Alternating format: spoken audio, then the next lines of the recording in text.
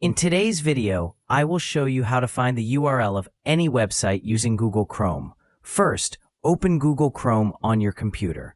Once Chrome is open, go to the website whose URL you want to find. At the top of the browser, you will see the address bar.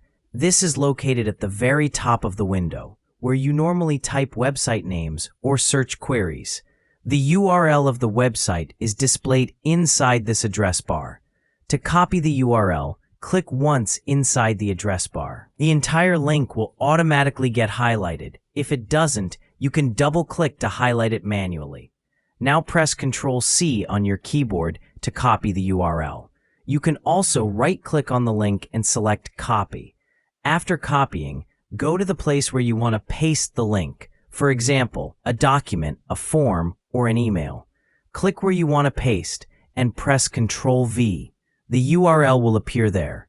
Once you press Enter, it usually turns into a clickable hyperlink. And that's it. This is how you find, copy, and paste the URL of any website using Google Chrome.